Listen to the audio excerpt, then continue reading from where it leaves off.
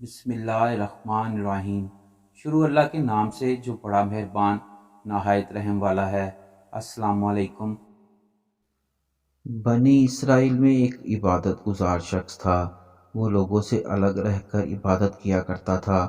وہ ایک دن طویل مدت تک اپنی عبادت گاہ میں عبادت کرتا رہا۔ بادشاہ صبح شام اس کے پاس حاضر ہوتا اور اس سے حاجت وغیرہ پوچھتا تو وہ جواب میں کہتا کہ اللہ عز و جل میری حاجت کو زیادہ جانتا ہے۔ اللہ عز و جل نے اس کی عبادت گاہ پر انگور کی ایک بیل لگا دی جس پر روزانہ انگور لگتے۔ جب اس عابد کو پیاس لگتی تو وہ اپنا ہاتھ بڑھاتا، اس سے پانی بہہ نکلتا، وہ اسے پی لیا کرتا۔ کچھ عرصے کے بعد مغرب کے وقت ایک حسین و جمیل عورت عابد کے قریب سے گزری تو اسے پکارنے لگی۔ اسے اللہ عز و جل کے بندے نے جواب میں لبیک کہا تو عورت نے پوچھا، کیا تجھے تیرا رب دیکھ رہا ہے؟ عابد نے کہا، میرا رب اللہ عز و جل ہے، وہ قہار ہے، یکتا ہے، حی و یا قیوم ہے، دلوں کے بھید جانتا ہے اور قبروں میں مدفون لوگوں کو اٹھانے والا ہے۔ عورت نے کہا، شہر مجھ سے دور ہے، یعنی مجھے پناہ دے دو۔ تو عابد نے کہا، اوپر آ جاؤ۔ جب وہ عورت عبادت گاہ میں داخل ہوئی تو اپنے کپڑے اتار کر برہنہ ہو گئی اور عابد کو دعوت نظارہ پیش کرنے لگی۔ اس عابد نے اپنی نگاہیں جھکا لیں اور اس سے کہا، تو برباد ہو، اپنا جسم ڈھانپ لے۔ عورت بولی، اگر آج رات تو مجھ سے نفع اٹھا لے گا تو تیرا کیا جائے گا؟ تو اس عابد نے اپنے نفس سے پوچھا، تو کیا کہتا ہے؟ خدا عز و جل کی قسم، میں تو اس موقع سے فائدہ اٹھاؤں گا۔ عابد اپنے نفس سے بولا، تیری ہلاکت ہو، تو گندک کا لباس اور آگ کے انگارے چاہتا ہے اور میری اتنے عرصے کی عبادت ضائع کرنا چاہتا ہے۔ کیا تو نہیں جانتا زانی کی بخشش نہیں ہوگی اور اسے منہ کے بل جہنم میں دھکیل دیا جائے گا۔ جہنم کی آگ کبھی نہ پہنچے گی اور نہ ہی فنا ہوگی۔ مجھے اندیشہ ہے کہ اللہ عز و جل تجھ پر ایسا غضب نازل فرمائے گا کہ پھر کبھی تجھ سے راضی نہ ہوگا۔ جب اس کے نفس نے اسے مزید ورغلایا تو عابد بولا، میں تجھے دنیا کی ہلکی آگ پر پیش کرتا ہوں، اگر تو نے اسے برداشت کر لیا تو تجھے آج رات اس عورت سے نفع اٹھانے دوں گا۔ پھر اس نے چراغ میں تیل بھرا اور اس کی بتی کو بڑھا دیا۔ وہ عورت بھی یہ سب باتیں سن رہی تھی اور عابد کا عمل دیکھ رہی تھی۔ پھر اس عابد نے اپنا ہاتھ آگ پر رکھا تو اس نے ہاتھ نہ جلایا تو وہ آگ سے بولا، کیا ہوا، جلاتی کیوں نہیں؟ آگ نے انگوٹھا جلا دیا، پھر اس کی انگلیاں اور پھر اس کا ہاتھ جلا ڈالا۔ ان سب کو دیکھتے ہوئے عورت نے ایک زوردار چیخ ماری اور دنیا سے رخصت ہو گئی۔ اس عابد نے اسے اسی کپڑوں سے ڈھانپ دیا۔ صبح ہوئی تو ابلیس ملعون نے چیخ کر لوگوں سے کہا، اے لوگو، عابد نے فلاں شخص کی بیٹی سے زنا کر کے اسے قتل کر دیا ہے۔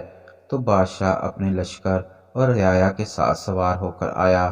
جب وہ عبادت خانے کے قریب پہنچا تو چلا کر عابد کو پکارا۔ عابد نے پکار کر جواب دیا تو بادشاہ نے پوچھا کہ فلاں کی بیٹی کہاں ہے؟ عابد نے کہا، وہ میرے پاس ہے۔ بادشاہ بولا، اسے میرے پاس بھیجو۔ بولا، وہ تو مر چکی ہے۔ بادشاہ بولا، جب وہ زنا پر راضی نہ ہوئی تو تم نے اس کو قتل کر دیا۔ پھر اس عورت کو وہاں سے اٹھا لیا گیا اور عابد کو قید خانے میں ڈال دیا گیا۔ وہ لوگ زانی کو آرے سے کاٹ دیا کرتے تھے۔ اس عابد کا ہاتھ اس نے آستین میں چھپایا ہوا تھا، وہ انہیں اپنا قصہ نہیں بتا رہا تھا۔ پھر اس کے سر پر آرا رکھ دیا گیا اور جلادوں سے کہا گیا کہ آرا چلاؤ، تو انہوں نے آرا چلا دیا۔